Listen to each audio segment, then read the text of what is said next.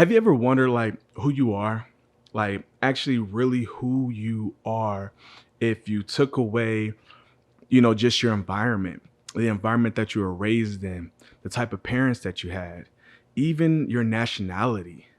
Well, in today's episode, we're actually going to peel back the curtain and dive deep into like who we really are and how the chapter of discipline can really identify and help you identify who you really are. So, my name is Dante, and I am the owner of Dream Large and Believe Productions. And Dream Large and Believe Productions is all about really helping people like have these God-sized ideas and put it into action with belief. So it's like whatever idea that you have that is like crazy, like wild and really on another level. Well, what I do is I help you actually put it into action and make it a reality. Over the years, over 10 years actually, I've been doing this.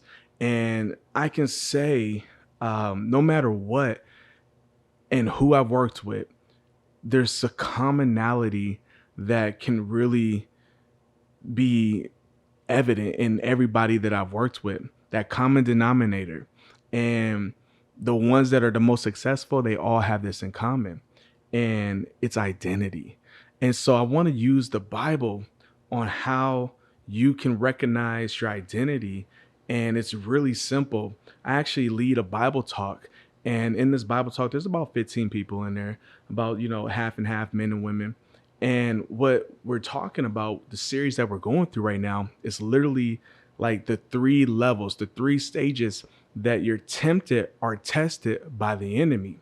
And it's really interesting because the first level is what we're going to dive in and talk about now. So the way this is going to apply for the chapter of discipline is wild because as I was reading and studying and teaching this, I realized, wait a minute, this lines up exactly with this journey, this 30-day journey on the chapter of discipline. And it goes a little something like this. We're going to start in Matthew 4, verses 1 through 4. And go ahead and get there if you can with your Bible or your phone app. And let's read along. So, Matthew 4, verses 1 through 4. Then Jesus was led up by the Spirit into the wilderness to be tempted by the devil. Pause. I can't even keep going because this right here is wild. Wait a minute. Jesus was led up by the Spirit into the wilderness to be tempted by the devil. Verse 1. So right now there's a real popular term that a lot of people are using, like basically like you're the chosen, you're the chosen, you're the chosen. And it's like you got to first be called to be chosen. Straight up. You have to first be called to even be chosen. And so in this, we see that Jesus was called. He was led up by the Spirit, God's Spirit. And so God's Spirit led him into the wilderness to be tempted by the devil. So this right here already sets the foundation of this isn't just the enemy. This is God allowing the enemy to actually do his job. Like everybody has a job to do. We have a job to do. You have a job to do. And the enemy has a job to do. The adversary has his job to do. And this is going to really test our mettle. So verse 2, it says this. After he had fasted 40 days and 40 nights, he was hungry. I got to pause again because for me, like there's this saying like, don't be in such a hurry to get through the Bible. Instead, allow the Bible to get through to you. So when I read the Bible, I read like a kindergarten. I really read like I'm at a 5-year-old and I read slow because it's so much meat. It's so much word. It's so much like, whoa, there's so much. And that's just in the English. Like, let's not even get into the Greek and the Hebrew. But in verse 2, it says, after he had fasted 40 days and 40 nights. So we're doing just a 30-day journey, a 30-day documentary journey documenting the process of the chapter of discipline. And this is day 19. We're only day 19, June 19th. Shout out to Juneteenth. But it says he was hungry.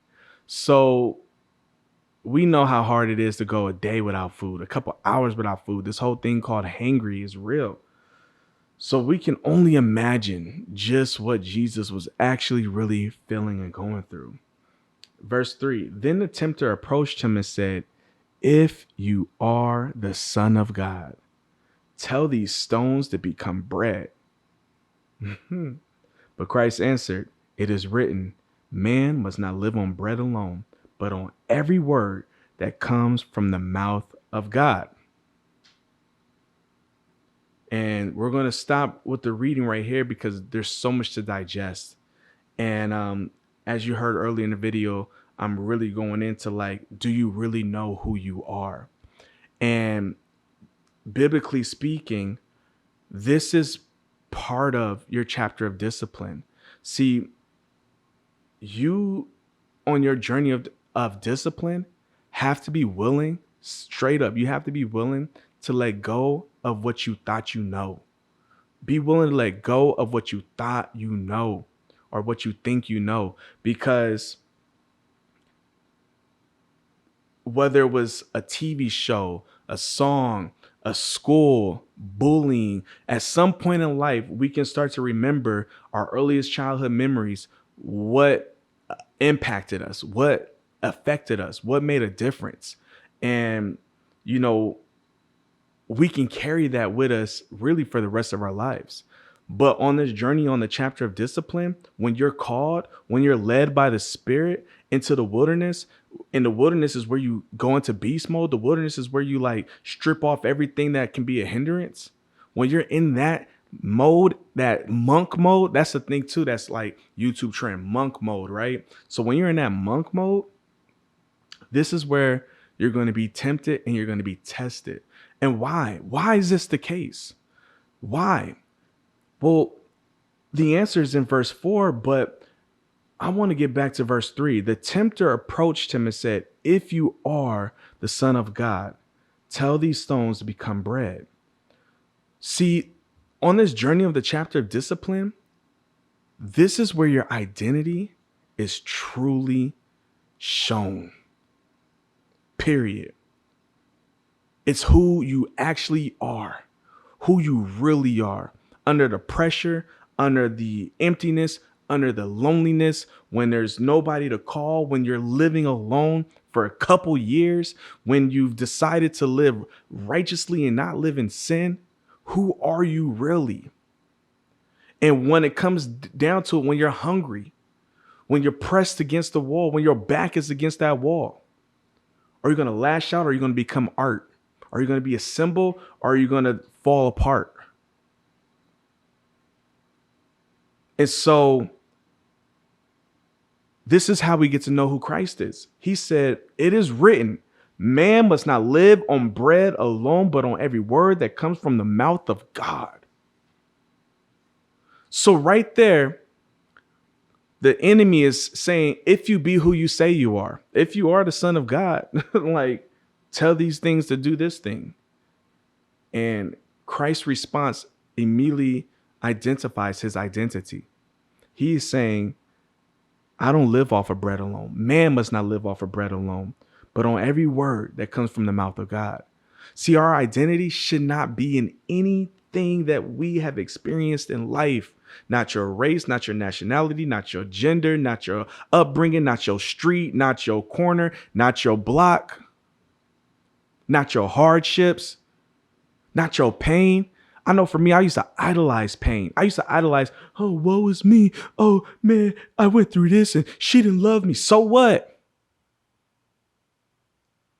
Because when you're called, when you're really called, like not like just saying, oh, I'm one of the chosen. No, when you really called, you're going to lay off every hindrance, every weight. You're going to be willing to go through the wilderness to be tested.